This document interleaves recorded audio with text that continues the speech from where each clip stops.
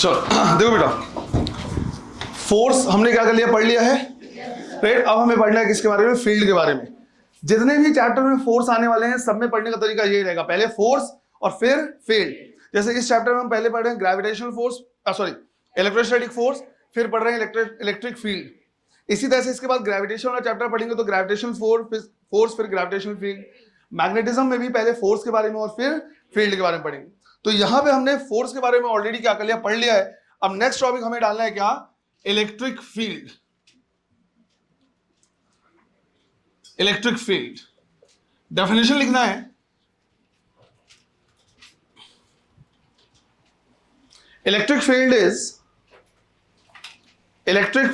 Is force experienced by electric field is force experienced by unit positive charge. Force experienced by unit positive charge. इसमें ये basically बोलना चाह रहा है कि किसी पॉजिटिव चार्ज पे और यूनिट चार्ज पे, मतलब 1 कूलम अगर हम क्या करें लें तो उस पे जो फोर्स लगता है वही बेसिकली क्या कहलाता है, फील्ड कहलाता है। अब फोर्स का फॉर्मूला जब हम क्या करते हैं, लिखते हैं तो वो लिख रहे हैं K capital Q small q divide by R square.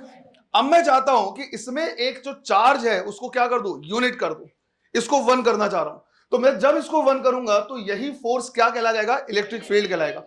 अब किसी वैल्यू को 1 करने का सबसे बढ़िया तरीका होता है उसको उसी से क्या कर दो, डिवाइड कर दो। अगर कहीं पे 10 लिखा है तो 10 को 1 करना है तो 10 को 10 से डिवाइड कर दो। x लिखा है 1 करना है तो x को x से डिवाइड कर दो। यहां पे मैं स्मॉल q क्या करना चाह रहा हूं, 1 करना चाह रहा हूं। तो दोनों साइड मैंने क्या कर दिया, स्मॉल q से डिवाइड कर दिया। अब जब मैं स्मॉल q से डिवाइड करूंगा तो इसकी वैल्यू कितनी हो गई, 1, और यही कहला जाएगा क्या, इलेक्ट्रिक फील्ड। तो बेसिकली हम क्या कर सकते हैं, लिख सकते हैं कि electric field is equal to F vector by Q, या F is equal to QE लिखा जा सकता है, या फिर एक सिंपल सा जनरल फॉर्मूला हमारे पास आया है, electric field is equal to KQ divide by R square. अगर हम इसके यूनिट की बात करें कि यूनिट क्या होगा, तो यहां से हम देख के बता सकते हैं न्यूटन पर कूलम। तो इसको बोला जा सकता है न्यूटन पर कूलम, या फिर आगे जाके हम क्या करने वाले हैं, एक और फॉर्मूला सीखने वाले हैं राइट। तो वहां से यूनिट आता है वोल्ट पर मीटर। जब इलेक्ट्रिक फील्ड को हम क्या करते हैं, रिलेट करते हैं पोटेंशियल से, तो वहां से एक फॉर्मूला और आता है वोल्ट पर मीटर। यह भी हमें ध्यान रखना है कि जो इलेक्ट्रिक फील्ड है वो एक वेक्टर क्वांटिटी है राइट। कैसी क्वांटिटी है, अब अगर इलेक्ट्रिक फील्ड एक वेक्टर क्वांटिटी है इसका मतलब है उसके पास क्या होगा, डायरेक्शन होगा राइट। इलेक्ट्रिक फील्ड अगर वेक्टर क्वांटिटी है मतलब उसके पास डायरेक्शन होगा। अब इसका डायरेक्शन कैसे हम लेते हैं राइट, इलेक्ट्रिक फील्ड का जो डायरेक्शन लेते हैं वो कैसे लेते हैं, तो पॉजिटिव चार्ज अगर कहीं पे प्रेजेंट है तो उससे दूर, मतलब away from the positive charge, हम इसको लेते हैं away from the positive charge and towards the negative charge. अगर कहीं पे नेगेटिव चार्ज है तो उसके तरफ, तो देखेंगे away from the positive charge and towards the negative charge. कई बार डायरेक्शन से क्वेश्चन आया हुआ है कि इनमें से कौन सा डायग्राम सही है कौन सा गलत है, इस तरह से। तो यहां पे हम क्या कर सकते हैं, अलग अलग टाइप से देख सकते हैं कि लेट्स अज्यूम कि हमारे पास यहां पे क्या है, एक पॉजिटिव चार्ज है राइट, पॉजिटिव चार्ज है। अब पॉजिटिव चार्ज अगर इंडिविजुअल है, आइसोलेटेड पॉजिटिव चार्ज है, तो इसके इलेक्ट्रिक फील्ड जो होगा वो इससे दूर जाता हुआ दिखेगा राइट। जो इलेक्ट्रिक फील्ड होगा वो ऐसा दिखेगा जैसे इससे क्या कर रहा है, दूर जा रहा है, और हर डायरेक्शन में। अगर पॉइंट चार्ज है तो इधर भी जाएगा, इधर भी, आगे भी, और पीछे की तरफ भी, 3 डायमेंशन में निकलेगा। बिल्कुल इसी तरह से अगर हमारे पास यहां पे क्या है, नेगेटिव चार्ज है, तो अगर नेगेटिव चार्ज है इसका मतलब है कि इसके टूवर्ड्स दिखेगा राइट, इसके तरफ आता हुआ दिखेगा। बिल्कुल ऐसे ही ये भी ध्यान रखना है कि लेट्स अज्यूम कि कहीं पे डाइपोल प्रेजेंट है, एक तरफ पॉजिटिव है दूसरी तरफ नेगेटिव है। तो अगर डाइपोल प्रेजेंट है तो पॉजिटिव से निकलेगा और नेगेटिव में जाके खत्म होगा, इस तरह से राइट। ऐसे यहां पे क्या होगा, दिखेगा ये जो इलेक्ट्रिक फील्ड ऐसे गया वो यहीं से वापस आएगा, ये इलेक्ट्रिक फील्ड जो इधर जा रहा था वो इधर से वापस आएगा, और ऐसे है ना, ये बहुत दूर से इस तरह से जाएगा। यहां भी एक चीज ध्यान रखना है कि जब डाइपोल लेते हैं, इलेक्ट्रिक डाइपोल की बात करते हैं, तो यहां पे जो लूप बनता है वो ओपन होता है। तो यहां पे हम कहते हैं कि ये कैसा है, ओपन लूप है। ओपन लूप से मतलब क्या है, ओपन लूप से मतलब ये है कि इलेक्ट्रिक फील्ड सिर्फ पॉजिटिव से शुरू हुआ और जाके नेगेटिव में बस खत्म हो गया, राइट, ओपन। जबकि अगर हम यहां पे क्या करें, कंपेयर करें, और इसको बाद में भी जाके क्या करेंगे देखेंगे, एक मैग्नेटिक डाइपोल के लिए, जो मैग्नेट होता हो तो वैसे भी हमेशा डाइपोल के फॉर्म में होता है, जबकि ये हमारा कैसा है, इलेक्ट्रिक डाइपोल है। जब इसको हम मैग्नेटिक डाइपोल से क्या करते हैं, कंपेयर करते हैं, तो हम कहते हैं कि ये हमारे पास क्या है, एक मैग्नेट है, नॉर्थ पोल हो गया और साउथ पोल हो गया। मैग्नेटिक फील्ड नॉर्थ से निकलता है और साउथ में जाता है मैग्नेट के बाहर, और मैग्नेट के अंदर साउथ में निकलेगा और नॉर्थ तक जाएगा। तो ये देखा जाए तो नॉर्थ से निकल के साउथ और साउथ से निकल के वापस नॉर्थ तक वापस आ गया। इस तरह के लूप को हम बोलते हैं क्लोज्ड लूप, राइट। इस तरह का जो लूप निकलेगा, ऐसे जाएगा और फिर वापस यहां तक आएगा, ये कहलाएगा क्लोज्ड लूप। जबकि यहां पे सिर्फ पॉजिटिव से गया नेगेटिव तक और वहीं पे खत्म हो गया, क्या कहलाएगा, ओपन लूप, राइट। इसी तरह से ध्यान रखना है कि अगर मान लो कभी ऐसा हो गया कि भाई यहां भी पॉजिटिव चार्ज है और यहां भी पॉजिटिव चार्ज है, या दोनों नेगेटिव चार्ज है, तो इस पर्टिकुलर जगह पे दोनों के इलेक्ट्रिक फील्ड एक दूसरे को क्या करेंगे, रिपेल करेंगे। और अगर ये दोनों चार्ज इक्वल हैं तो एग्जैक्टली मिड पॉइंट पे हमें न्यूट्रल जोन मिलेगा। न्यूट्रल जोन कहने का मतलब है ऐसा लाइन या ऐसा प्लेन मिलेगा जहां पे नेट इलेक्ट्रिक फील्ड क्या होगा, जीरो। तो यहां जब हम क्या करेंगे, इसके लिए electric lines of force draw करेंगे, तो ये इलेक्ट्रिक लाइंस ऑफ फोर्स कुछ इस तरह का मिलेगा हमें, राइट, ऐसे, राइट। इनके इलेक्ट्रिक फील्ड होंगे वो एक दूसरे को क्या करेंगे, रिपेल करेंगे, और ऐसा मिलेगा। और एक लाइन हमें मिलेगा, ये हो जाएगा क्या, न्यूट्रल जोन बोल सकते हैं या न्यूट्रल प्लेन बोल सकते हैं। तो क्वेश्चन क्या करेगा, पूछ लेगा कि भाई इनमें से कौन सा डायग्राम लाइंस ऑफ फोर्स के लिए सही है। अगर यही दोनों नेगेटिव और नेगेटिव होते हैं तो डायरेक्शन क्या कर दे, बस चेंज कर देते, और कुछ नहीं। क्लियर है ये? अगर ये ज्यादा चार्ज होता और ये कम चार्ज होता तो न्यूट्रल जोन कम चार्ज होता, उसके कहीं पे मिलता, उसके आसपास से मिलता। अगर बराबर है तो एग्जैक्टली मिड पॉइंट में मिलेगा। क्लियर है ये? तो डायरेक्शन से क्या कर सकता है, क्वेश्चन पूछ सकता है। पहले इसको नोट करना है। देखो, अब इलेक्ट्रिक फील्ड हमें किस किस ऑब्जेक्ट के लिए पढ़ना है, पहले वो समझना है। तो हम क्या करेंगे, इलेक्ट्रिक फील्ड पढ़ेंगे एक तो स्फीयर के लिए, राइट, एक पढ़ेंगे हम आर्क के लिए, अगर कोई कर्व्ड हमारे पास क्या है, कोई भी ऑब्जेक्ट है उसके लिए, राइट। इसी तरह से हम पढ़ेंगे रॉड के लिए, और एक हम पढ़ेंगे प्लेट के लिए। अब प्लेट में दो टाइप के हो जाएंगे, कंडक्टिंग और नॉन कंडक्टिंग। अब समझना है, इसमें हम रॉड और प्लेट का जो डेरिवेशन वाला पार्ट है ये हम देखेंगे गॉस थ्योरम के बाद। गॉस थ्योरम से रॉड और प्लेट के लिए जो डिराइव करना होता है वो काफी सिंपल हो जाता है, तो इसको हम क्या करेंगे वहां पे देखेंगे। अभी मेन हमारा फोकस होना चाहिए किस पे, स्फीयर पे। इसका भी डेरिवेशन देख लेंगे, डेरिवेशन थोड़ा कॉम्प्लिकेटेड है, और इस डेरिवेशन से हम चाहे तो रॉड निकाल सकते हैं, कोई दिक्कत नहीं है। बट तुम्हारा मेन, तुमको पता होना चाहिए कि मेन अभी फोकस हमारा किस पे है, स्फीयर पे। तो स्फीयर की वजह से हमको क्या करना है, इलेक्ट्रिक फील्ड देखना है। अब स्फीयर में भी इलेक्ट्रिक फील्ड हमको क्या करना है, देखना है, तो स्फीयर के अंदर में देखना है और स्फीयर के बाहर में देखना है। अब अगर स्फीयर के अंदर देखना है तो यहां पे भी वेराइटीज होंगी कि स्फीयर जो है वो हॉलो है या सॉलिड है। उसमें भी हमें देखना पड़ेगा कि वो कंडक्टिंग है या नॉन कंडक्टिंग। तो सिर्फ स्फीयर के लिए देख रहे हैं, पर इसमें भी कई वेराइटीज आ जाएंगी, बाहर देखना है कि अंदर देखना है, कंडक्टिंग है, नॉन कंडक्टिंग है, हॉलो है या सॉलिड है। तो आज हम क्या करने वाले, देखने वाले स्फीयर के लिए, एज वेल एज आर्क का डेरिवेशन भी हम क्या करेंगे, देखेंगे। आर्क से हम चाहे तो रॉड निकाल सकते हैं, बट रॉड और प्लेट के लिए हम एक बार फिर से देखेंगे जब पढ़ेंगे क्या, गॉस थ्योरम। क्लियर है ये? तो आज हमें क्या करना है, टॉपिक डालना है electric field due to a sphere. Electric field due to sphere, ये हमको क्या करना है, देखना है।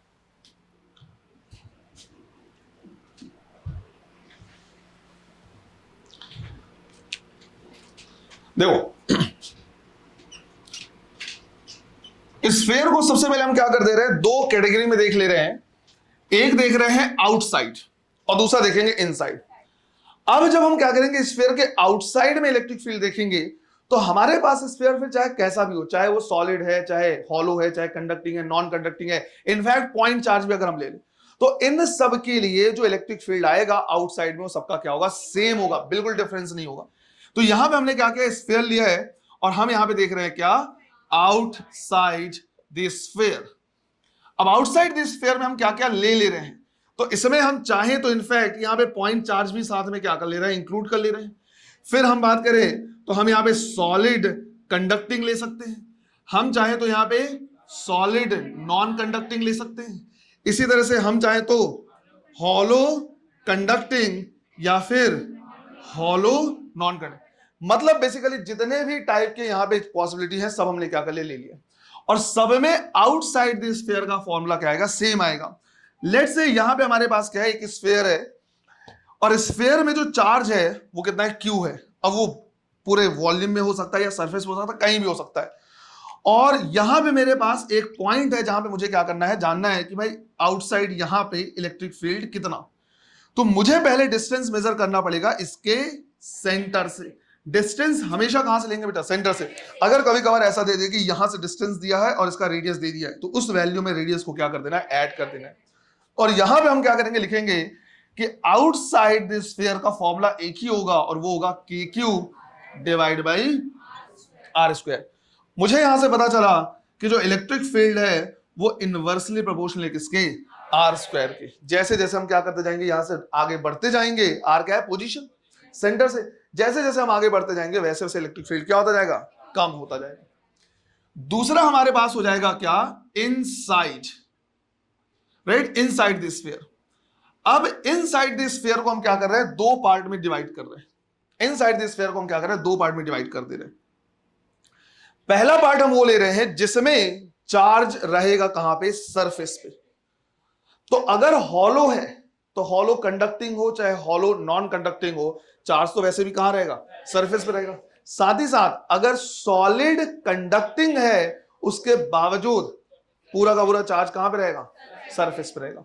तो एक कैटेगरी ले रहे हैं जिसमें सारा चार्ज चला जाएगा सरफेस में, और दूसरा कैटेगरी जिसमें पूरा चार्ज रहेगा वॉल्यूम में।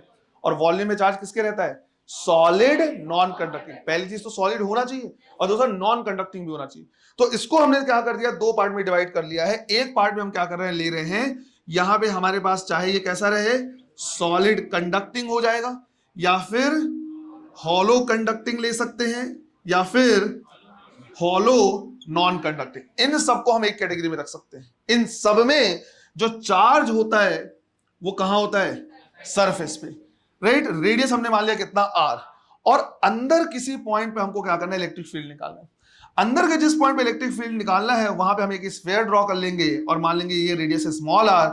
यहां पे मुझे क्या करना है, इलेक्ट्रिक फील्ड जानना है।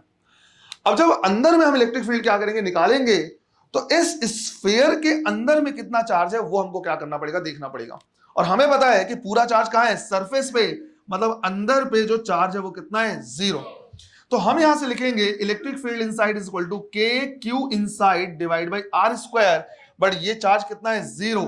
तो इसके 0 होने की वजह से इन सब के इनसाइड वाले पॉइंट पे जो इलेक्ट्रिक फील्ड होगा वो कितना हो जाएगा, 0 हो जाएगा। पूरा का पूरा जो इलेक्ट्रिक फील्ड है वो कितना, 0। रह गया हमारा क्या, inside solid non conducting sphere. अब अगर सॉलिड है और नॉन कंडक्टिंग है तो जो चार्ज होगा कहां होगा, इंटायर वॉल्यूम में। चार्ज इंटायर वॉल्यूम में डिस्ट्रीब्यूटेड होगा।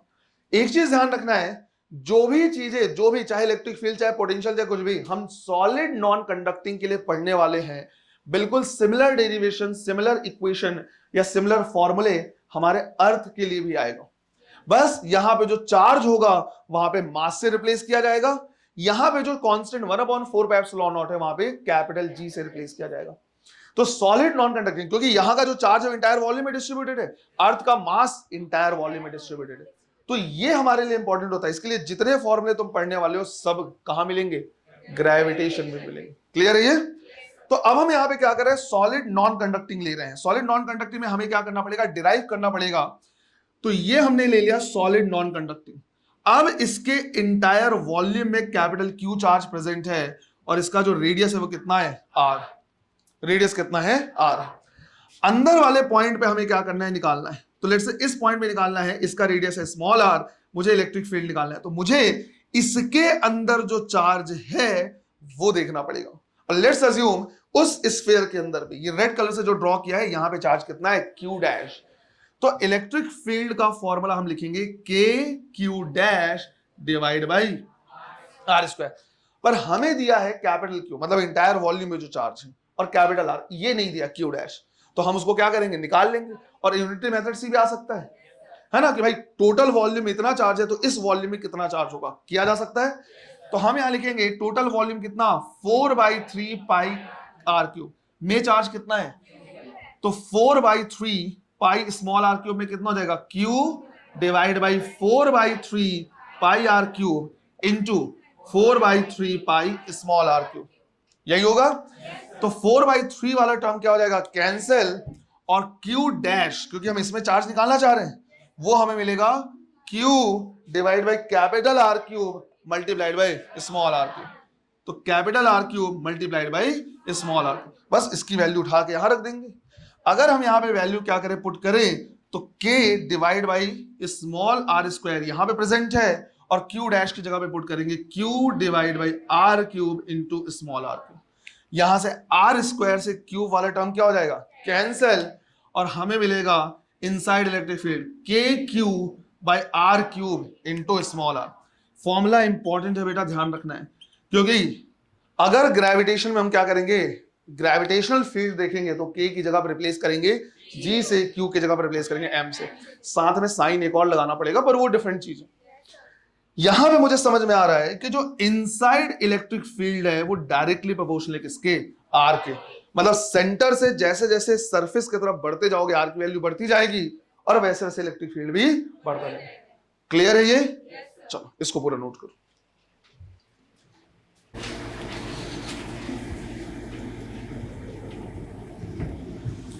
चलो देखो, तो यहां पे हमने क्या किया है, एक देखा है इनसाइड और एक देखा है आउटसाइड। आउटसाइड के लिए एक ही फॉर्मूला है, चाहे वो किसी भी टाइप का स्पेयर ले ले, इनफैक्ट पॉइंट चार्ज भी ले ले, कोई डिफरेंस नहीं है। इनसाइड में दो केसेस हो जाते हैं, पहला केस ऐसा जिसके चार्ज कहां पे रहेंगे, हमेशा सरफेस पे, उसके लिए 0, और दूसरा जिसमें पूरे इंटायर वॉल्यूम में रहेगा, उसमें फॉर्मूला हो जाएगा K Q by capital are cube into small R. इसको याद रखना है। अब यहां पे क्या करता है, ग्राफ पूछता है, राइट, कि पूरा अगर हम क्या करें, ग्राफ बनाएं, ग्राफ किसके बीच में, E वर्सेस R, जहां पे जो R है उसका मतलब है सेंटर से हम जैसे जैसे क्या करते जाएंगे, आगे बढ़ते जाएंगे। तो जब सेंटर से आगे बढ़ते जाएंगे तो R की वैल्यू बढ़ते बढ़ते बढ़ते बढ़ते एक टाइम ऐसा आएगा जब कैपिटल R के बराबर हो जाएगा।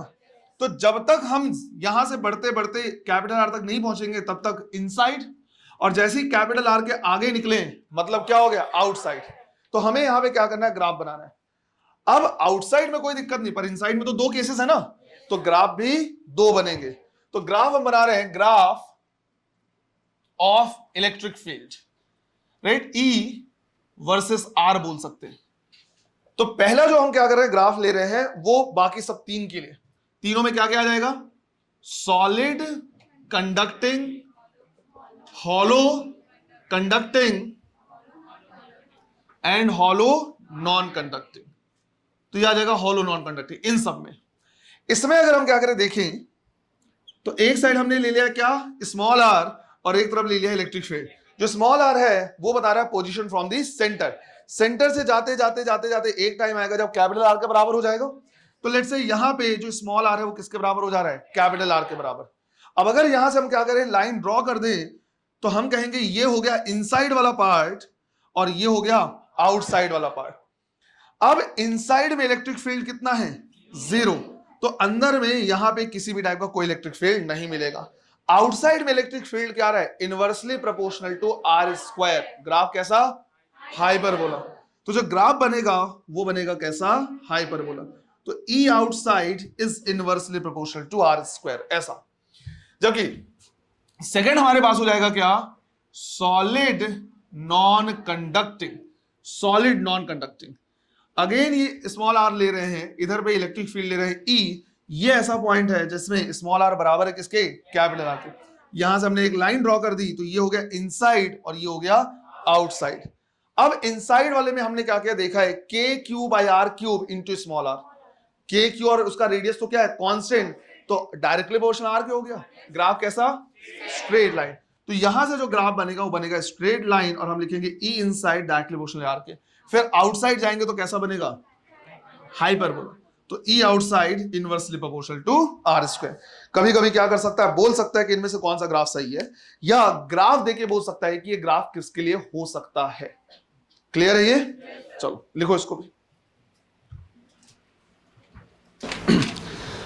स्फीयर के इलेक्ट्रिक फील्ड को क्या करना है देखने के बाद हमें देखना है due to an arc, right? Arc की वजह से भी देखना है। तो हम देख रहे हैं next electric field due to an arc.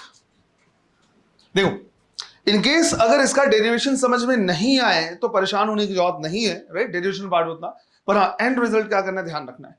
और इसके बाद हम क्या करेंगे उस पर बेस्ड एक क्वेश्चन भी देखेंगे। मैं श्योर नहीं हूं इस चीज के लिए कि वो शायद नीट में आया या किसी और एग्जाम में आया है, राइट? मेरा इंट्यूशन कह रहा है कि शायद ये क्वेश्चन नीट में आया हुआ है, पर इसमें नहीं तो किसी ना किसी एग्जाम में जरूर आया है, मैं 100% श्योर नहीं हूं।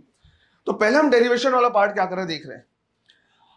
अब मान लो हमारे पास क्या है, एक इस तरह का आर्क है। अब अगर आर्क है और इसको मैं कंप्लीट स्फीयर बनाता तो इसका एक सेंटर होता, और अगर सेंटर होता तो इसका रेडियस भी होता।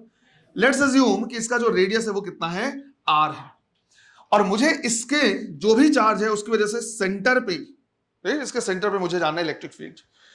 तो इस पे हो सकता है पॉजिटिव चार्ज, हो सकता है नेगेटिव चार्ज हो। लेट्स कि इसमें क्या है, पॉजिटिव चार्ज ऐसे है, और जो पॉजिटिव चार्ज है वो कैसे है, यूनिफॉर्मली डिस्ट्रीब्यूटेड है। अब जो चार्ज है वो कहां पे डिस्ट्रीब्यूटेड है, इंटायर लेंथ में, और अगर इंटायर लेंथ में है तो हम यहां पे लीनियर चार्ज डेंसिटी का यूज कर सकते हैं, है ना? अब मुझे जानना है यहां पे कितना, और मैंने बोला कि भाई ये टोटल एंगल कितना है, थीटा। सबसे पहला काम जो हम कर रहे हैं वो ये कि उसको दो पार्ट में डिवाइड कर दे रहे हैं। जब इसको दो पार्ट में डिवाइड कर देंगे तो ये हो जाएगा कितना, θ/2, और ये भी कितना हो जाएगा, θ/2। ऐसा हमने इसलिए किया है ताकि हमें यह पता चल पाए कि कौन सा कंपोनेंट, क्योंकि इलेक्ट्रिक फील्ड तो बहुत सारा होगा। ये छोटा सा पॉइंट चार्ज इधर फेंक रहा है इलेक्ट्रिक फील्ड, राइट? ये पॉइंट चार्ज की वजह से इलेक्ट्रिक फील्ड इधर जा रहा है, इसकी वजह से इधर जा रहा है। तो पहले मैं ये पता कर पाऊं कि कौन सा कंपोनेंट ऐड हो रहा है और कौन सा कंपोनेंट एक दूसरे को कैंसिल कर रहा है। जो ऐड होगा उसी को इंटीग्रेट करेंगे और जो कैंसिल हो उसको हटा देंगे। इसलिए हमने इसको क्या कर दिया, दो पार्ट में डिवाइड कर दिया है। अब जहां पे भी आर्क होता है या कर्व होता है वहां पे हम राइट सेंटर से या फिर जो रेफरेंस पॉइंट होता है उससे एक्स पे जाके डीएक्स एंगल लेते हैं। समझो इसको। इंटीग्रेशन के टाइम पे एक पार्ट मैंने पढ़ाया था कि अगर मान लो मेरे पास क्या है, एक रॉड है, तो यहां से मैं एक्स पे जाके डीएक्स थिकनेस ले रहा था, लेकिन अगर मेरे पास एक इस तरह का आर्क है तो डीएक्स थिकनेस में डिवाइड करने से काम नहीं चलेगा। तो यहां से थीटा पे जाके डी थीटा का पार्ट ले रहे थे। कुछ याद आ रहा है? कुछ वैसी कहानी यहां पे भी है। तो यहां पे भी हमें क्या करना है, बिल्कुल वैसे ही करना है। तो हम क्या कर रहे हैं, यहां से x ऊपर गए और यहां पे एक छोटा सा पार्ट हमने क्या कर ले लिया। तो ये एंगल कितना है, x, और ये जो एंगल है ये कितना है, dx, जिसकी वजह से एक छोटा सा पार्ट मुझे मिल गया। इस छोटे से पार्ट में मैंने अज्यूम कर लिया कि चार्ज कितना है, dq। इसकी वजह से जो इलेक्ट्रिक फील्ड होगा वो इस डायरेक्शन में होगा, लेट्स से कितना, de। बिल्कुल जितना पार्ट हमने यहां पे लिया है बिल्कुल उसी तरह से हम एक पार्ट यहां पे ले सकते हैं, राइट? ऐसे एक पार्ट यहां पे ले सकते हैं। हम बोलेंगे ये एंगल कितना है, x, और ये जाके छोटा सा एंगल लिया क्या, dx। इसका भी चार्ज कितना होगा, dq, और इसका इलेक्ट्रिक फील्ड इधर जाएगा, de। क्लियर है ये? अब हम यहां पे क्या कर रहे हैं, अगर इस लाइन को एक्सटेंड करें तो ध्यान से देखना बेटा, जिस तरह से एंगल ये x है उसी तरह से ये एंगल x होगा, और जिस तरह से ये वाला एंगल x है उसी तरह से ये भी एंगल x होगा, जिसकी वजह से हम इसको क्या कर सकते हैं, दो पार्ट में कंपोनेंट में रिजॉल्व कर सकते हैं। एक इधर पे आ जाएगा, राइट? इसका आएगा क्या, de cos x, और इसका भी आएगा de cos x, तो कितना हो जाएगा, 2de cos x। इसी तरह से इसका एक कंपोनेंट आएगा इधर पे de sin x, और एक नीचे पे आएगा de sin x। ये दोनों कंपोनेंट एक दूसरे को क्या कर देंगे, कैंसिल कर देंगे। तो इन दोनों ने एक दूसरे को क्या कर दिया है, कैंसिल कर दिया है। तो बेसिकली ऐड क्या हो रहा है, 2de cos x, right? 2d। Sense ये पूरा स्फीयर नहीं है, तो ऐसा नहीं करना है कि सर बहुत सारे de cos x होंगे जो ऐड होंगे, ऐसा नहीं करेंगे। क्लियर है ये? एक ये वाला पार्ट और एक ये वाला पार्ट, इन दोनों पार्ट का 2de cos x क्या हो गया, इधर पे मिल रहा है। अब मुझे अगर पूरा क्या करना है, इलेक्ट्रिक फील्ड निकालना है, तो इस पूरे को क्या करना पड़ेगा, इंटीग्रेट करना पड़ेगा। पर उसके पहले मैं de की वैल्यू तो लिख लूं। तो सबसे पहले मैंने यहां पे de की वैल्यू लिखा, तो मैं लिखूंगा k multiplied by dq divide by यहां से यहां तक का डिस्टेंस कितना है, r स्क्वायर। फिर मैंने सोचा एक काम करते हैं, dq को रिप्लेस कर सकते हैं।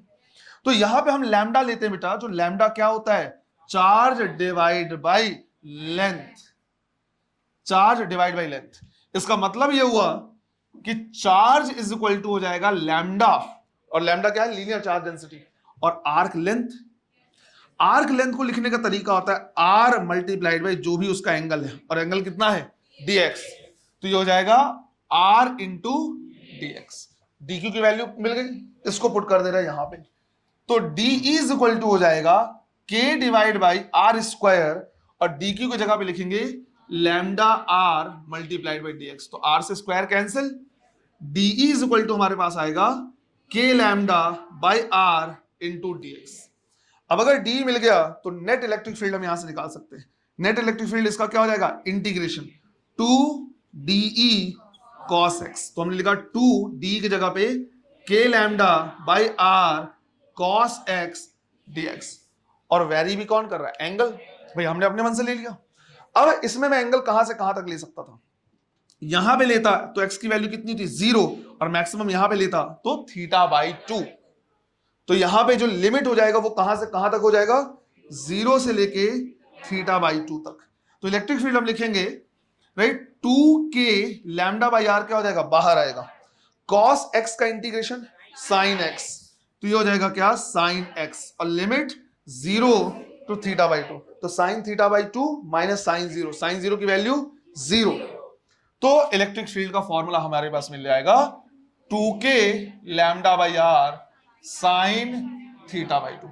इस फॉर्मूले को हमको क्या करना है, ध्यान रखना है राइट, फाइनल रिजल्ट हमको ध्यान रखना है, जहां पे सारी चीजें हमें पता होनी चाहिए कि लैम्डा का मतलब क्या है राइट, लीनियर चार्ज डेंसिटी किसकी, ऑफ आर्क, जो रेडियस है ये रेडियस ऑफ कर्वेचर बोल सकते हैं राइट, रेडियस ऑफ कर्वेचर बोल सकते हैं, और जो थीटा है वो टोटल एंगल है बेटा, ध्यान रखना। तो एंगल ऑफ एन आर्क, जो आर्क है उसका क्या कर सकते हैं, एंगल ले सकते हैं, तो θ/2 हम क्या करते हैं, लिखते हैं।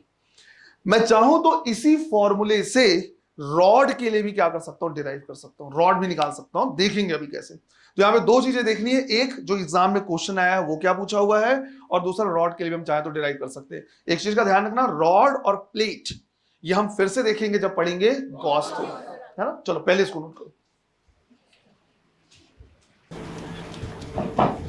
देखो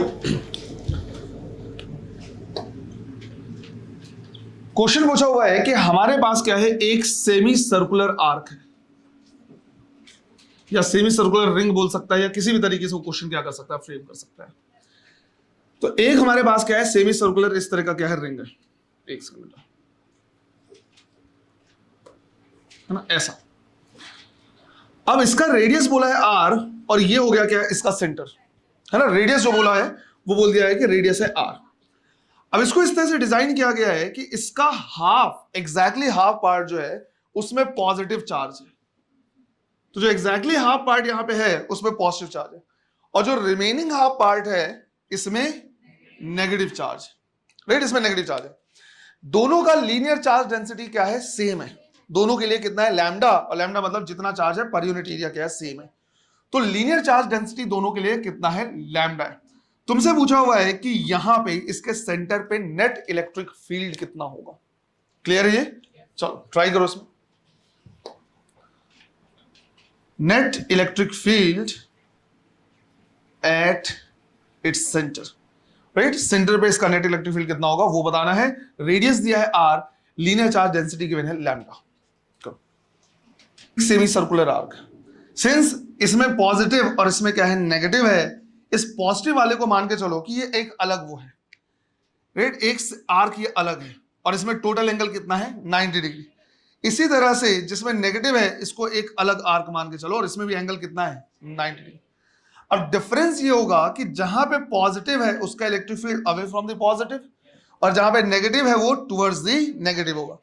तो इसका जो नेट इलेक्ट्रिक फील्ड होगा वो एग्जैक्टली एंगल बाइसेक्टर से जाएगा, हमको पता है इधर पे सबका, तो अगर देखा जाए तो इसका जो नेट इलेक्ट्रिक फील्ड होगा वो इधर जाएगा। ये हमने मान लिया electric field due to positive part, right, और ये एंगल कितना हो जाएगा, 45 डिग्री। इसी तरह से इसका भी जो इलेक्ट्रिक फील्ड होगा वो इसके एंगल बाइसेक्टर से जाएगा, और ये एंगल भी कितना हो जाएगा, 45 डिग्री। इसे हमने मान लिया electric field due to negative part. अब ये एंगल 45, ये 45, ये 45, ये 45, सारे 45 ही, तो ये जो पॉजिटिव और नेगेटिव इनके बीच का जो एंगल हो जाएगा वो कितना हो जाएगा, 90 डिग्री। अब न्यूमेरिकली ये दोनों क्या होंगे, बराबर होंगे, न्यूमेरिकली दोनों क्या होंगे, बराबर होंगे। क्यों? क्योंकि लैम्डा सेम है और आर सेम है। तो हम यहां पे लिखेंगे E due to positive part is equal to E due to negative part is equal to, formula क्या है, 2k lambda by R multiplied by sine theta. अब किसी एक पार्ट के लिए टोटल एंगल देखोगे तो कितना, 90 डिग्री है ना, इसको अलग कंसीडर करके चलो, और ये टोटल एंगल कितना है, 90 डिग्री। तो हम यहां पे लिखेंगे क्या, 90 डिवाइड बाई 2, और 90 बाई 2 कितना, 45, साइन 45 की वैल्यू 1/√2, तो ये जगह 2k लैम्डा बाई आर और साइन 45 मतलब ये हो गया कितना, 1/√2। दोनों बराबर बराबर आ रहे हैं। अब दोनों के बीच में एंगल कितना है, 90 डिग्री है, तो जो नेट इलेक्ट्रिक फील्ड हो जाएगा वो कितना हो जाएगा, √2 टाइम्स ऑफ E। जब बराबर वेक्टर 90 डिग्री पे लगते हैं तो √2 टाइम्स हो जाता है, तो ये दोनों भी बराबर है 90 डिग्री पे, तो नेट हो जाएगा √2। तो हम यहां पे लिखेंगे √2 और इसकी वैल्यू कितनी है, 2k लैम्डा बाई आर 1/√2। तो ये क्या हो जाएगा, कैंसल, और नेट इलेक्ट्रिक फील्ड आ जाता है कितना, 2k लैम्डा बाई। अगर हम एक मेथड इसमें क्या करें, गलत करें और टोटल एंगल 0 से 180 मतलब टोटल एंगल 180 ले ले तो भी फॉर्चुनेटली यही आंसर आ जाता है, बट अलग अलग तरीके, अगर कोई एंगल बदल देगा तो हो सकता है फिर गलत आंसर। क्लियर है ये? अच्छा, इन दोनों का रिजल्टेंट ये नीचे की तरफ आएगा, तो रिजल्टेंट भी क्या कर सकता है, पूछ सकता है। क्लियर? एक चीज को और ध्यान रखना है, यहीं पे मैं तुम लोगों को रॉड के बारे में बता दे रहा, हम चाहे तो जो आर्क का फॉर्मूला है उससे रॉड भी क्या कर सकते हैं, डिराइव कर सकते हैं। वापस से हम क्या करेंगे, देखेंगे जब हम पढ़ेंगे गॉस थ्योरम। अगर मेरे पास क्या है, एक इस तरह का रॉड है और इसके सेंटर से मुझे r डिस्टेंस पे इलेक्ट्रिक फील्ड निकालना है, और ये पॉजिटिव चार्ज या नेगेटिव चार्ज इस तरह से, तो हम क्या करते हैं, ऐसे मिलाते हैं। अब अगर रॉड है या इनफाइनाइट, ये सिर्फ इनफाइनाइट के लिए बेटा है ना, लेंथ कितना है, इनफाइनाइट। तो अगर इनफाइनाइट लेंथ है तो इसको हम क्या करेंगे, ऐसे मिलाएंगे। अब अगर हम इस तरह से क्या करेंगे, मिलाएंगे, तो ये एंगल कितना, 90 डिग्री, और ये एंगल 90, मतलब टोटल कितना हो गया, 180 डिग्री। हम यही मान के चलेंगे कि भाई ये पैरेलल रेज इनफाइनाइट पे जाके क्या होंगे, मिल जाएंगे। तो इसके लिए हम क्या करेंगे, निकालेंगे कि भाई थीटा की वैल्यू कितनी, 180। तो सॉल्व करने में बिल्कुल सिमिलर आएगा कि electric field is equal to 2k lambda by R sine 180/2, sine 90 और 90 की वैल्यू 1, तो इलेक्ट्रिक फील्ड आ जाएगा 2k lambda by R. Infinite length के रॉड से r डिस्टेंस पर अगर हम निकालना चाहो तो ऐसे निकाल सकते हैं। क्लियर है ये? चलो नोट करो जरा से भी।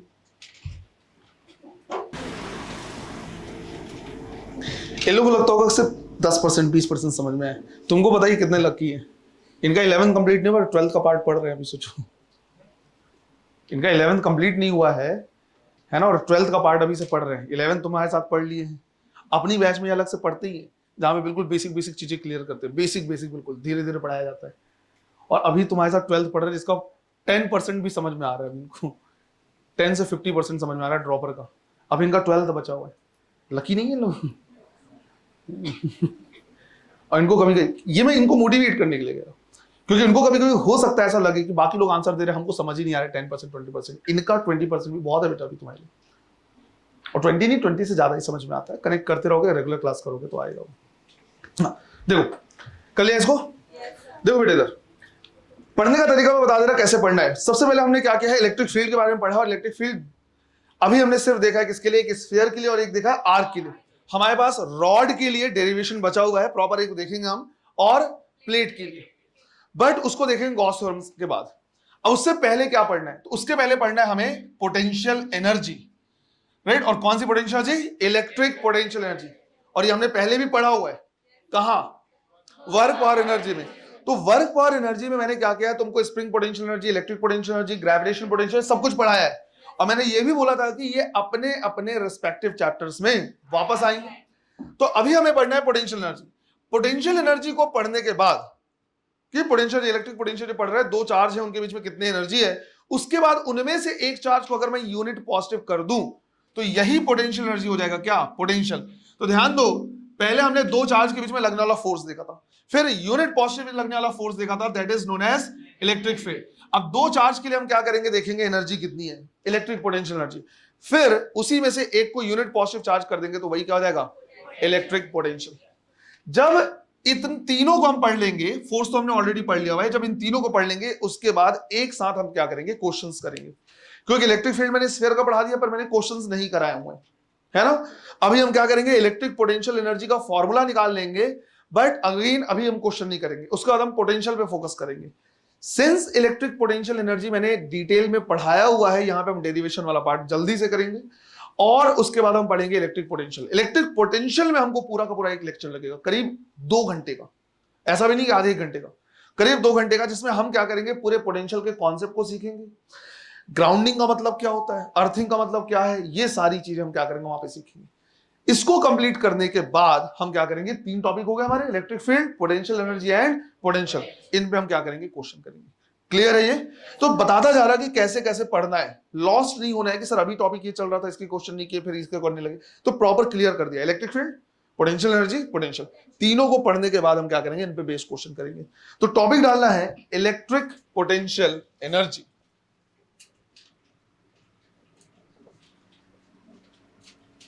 Electric potential energy. अब आई गेस ये पार्ट ऑलरेडी हमने क्या क्या देखा हुआ है, तुम तुरंत क्या कर सकते हो, बता सकते हो कि अगर मेरे पास क्या है, 2 चार्जेस हैं, दोनों के बीच का डिस्टेंस कितना है r, तो इनके बीच में लगने वाला फोर्स क्या होगा, k q1 q2 divide by r square. अब पोटेंशियल एनर्जी का एक ही बेसिक फॉर्मूला है, माइनस f डॉट r का इंटीग्रेशन, बस फोर्स का टाइप ही तो बदलता रहता है। तो हमने क्या किया, यहां पे लिखा du is equal to minus k q1 q2 divide by r square. यहां पे थोड़ा स्पेस छोड़ देना, मेरे को डेफिनेशन यहां पे लिखवाना है, मल्टीप्लाइड बाई dr। अब ये हो गया, यहां से हम क्या करेंगे, फॉर्मूला निकालेंगे, बट फॉर्मूले के लिए हमें लिमिट पता होना चाहिए। लिमिट का मतलब है स्टैंडर्ड, कि कहां पे क्या लेना है, तब तो हमें पता होना चाहिए कि भाई यहां पे अगर इतना है तो किसी और पोजीशन पे कितना। तो यहां पे लेने को, क्योंकि पोटेंशियल एनर्जी एक रिलेटिव क्वांटिटी है, वो कुछ भी ले सकता है। मतलब एक बढ़िया क्वेश्चन इस पॉइंट से बनेगा। कैसा बढ़िया क्वेश्चन बनेगा, वो तुमसे बोलेगा कि 10 मीटर पे इलेक्ट्रिक पोटेंशियल एनर्जी की वैल्यू 0 लो और ऑरिजिन पे बताओ कितना। बात आई समझ में? तो उसका कहना यह है कि तुम 10 मीटर पे ही क्या कर लो, 0 ले लो और ऑरिजिन पे बता दो, किसी और जगह पे बता दो। वो क्वेश्चन मॉडिफाई कर सकता है, क्वेश्चन को मॉडिफाई करके ऐसे बोल सकता है कि भाई इनफाइनाइट पे क्या ले लो, 10 जूल ले लो और 10 मीटर पे बताओ कितना। सिंस पोटेंशियल एनर्जी एक रिलेटिव क्वांटिटी है, हम कहीं पे कुछ भी मान सकते हैं। याद करो एग्जांपल मैंने ऐसे समझाया था कि एक पर्सन ने जमीन को 0 माना, ये 10 जूल, ये 20 जूल, फिर किसी ने इसको 0 माना तो ये -10 हो गया, ये 10 हो गया, फिर किसी ने इसको 0 माना तो ये -10 हो गया, जमीन पे -20 हो गया। मैंने बोला था डिफरेंस उतना ही रहना चाहिए, मानने को कुछ भी कहीं माना जा सकता है ना। तो वो तुमसे एक बढ़िया क्वेश्चन जो पूछेगा वो इस पॉइंट से पूछेगा कि 2 मीटर पे 100 जूल ले लो और 2.5 मीटर पे बताओ कितना है, ऐसे अगर पूछ सकता है। लेकिन तो अलग अलग रेफरेंस पॉइंट से अलग अलग आंसर आएंगे, बट अगर कुछ ना बोला जाए तो एक यूनिवर्सल स्टैंडर्ड होना चाहिए। तो यूनिवर्सल स्टैंडर्ड यहां पे क्या होता है, इन्फिनिटी पे कितना मानते हैं, 0, राइट। हम इन जनरल इन्फिनिटी पे क्या करते हैं, पोटेंशियल एनर्जी 0 मानते हैं और किसी पॉइंट पे हम क्या करते हैं, निकालते हैं कि कितना होना चाहिए। ये यूनिवर्सल स्टैंडर्ड हो गया, कुछ ना बोला जाए तो ऐसे लेंगे।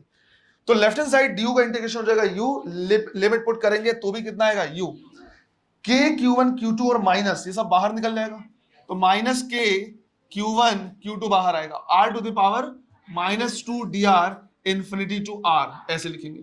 तो हो जाएगा माइनस k q1 q2, ये हो जाएगा -1 by r to the power -2 + 1 divide by -2 + 1 लिखेंगे, और इंफिनिटी टू r, माइनस और माइनस क्या हो गया, plus k q1 q2 upper limit minus lower limit, ये हो गया 0।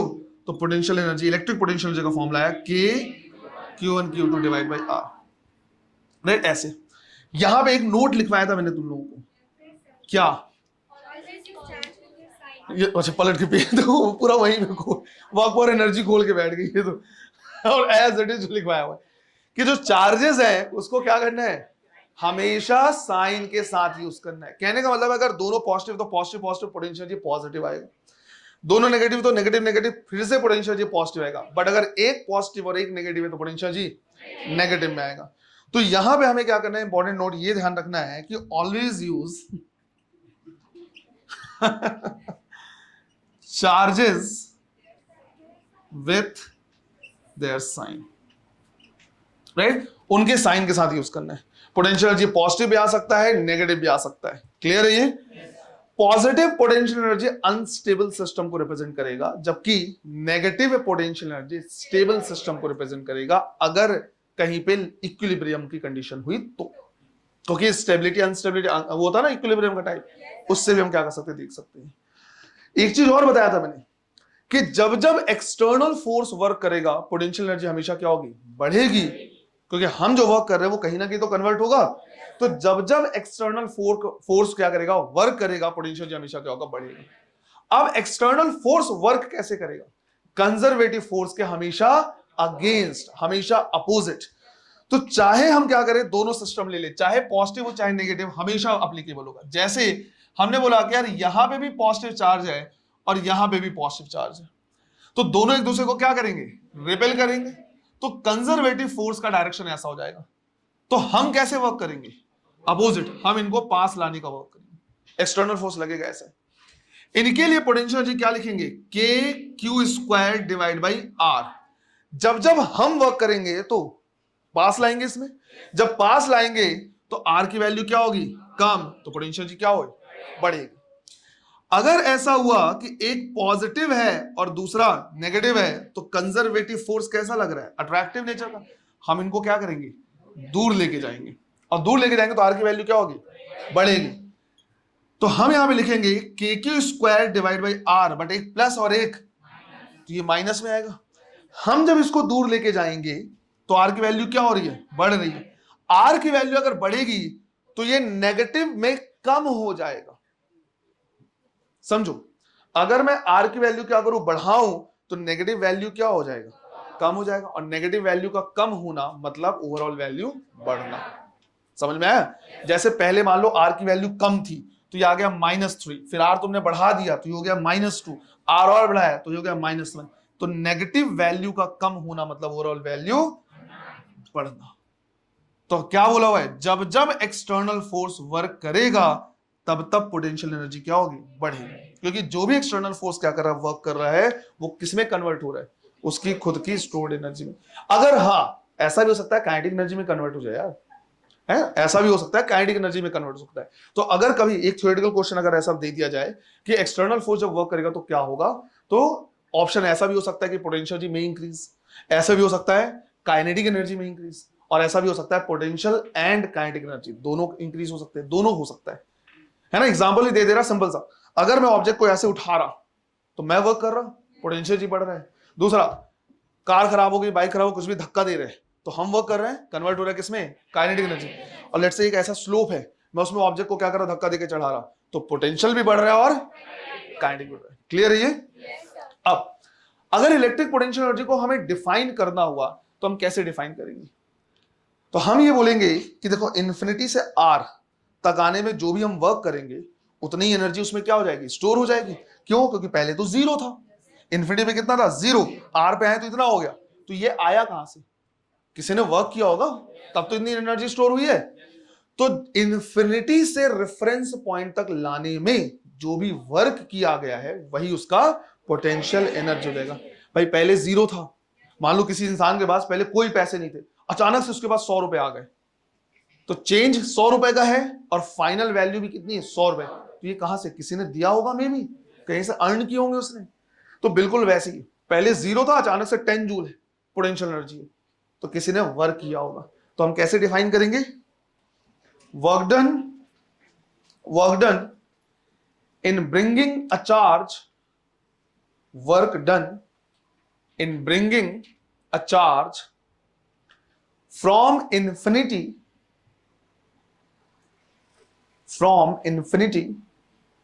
to a reference point R, from infinity to a reference point R। तो इन्फिनिटी पे जीरो था, वहां से आर तक लाने में जो भी हमने वर्क किया वही उसकी क्या होगी, एनर्जी होगी। जब पोटेंशियल हम पढ़ेंगे तो इसी चार्ज को हम क्या बोलेंगे, यूनिट पॉजिटिव चार्ज बोल देंगे, तो बस वो पोटेंशियल हो जाएगा। किसी चार्ज को लाओगे, जितनी एनर्जी तुमने क्या जितना वर्क किया वो पोटेंशियल एनर्जी, और उसी की जगह अगर सिंगल यूनिट पॉजिटिव चार्ज को लाते तो जितना वर्क करते वही पोटेंशियल। इसको हम देखेंगे कल। और क्वेश्चंस अभी किया नहीं है, तीनों को, इलेक्ट्रिक फील्ड को, पोटेंशियल एनर्जी और पोटेंशियल मिला के हम क्या करेंगे, क्वेश्चन करेंगे। क्लियर है ये? आज जो पढ़ाया समझ में आ रहा है? चलो, थैंक यू।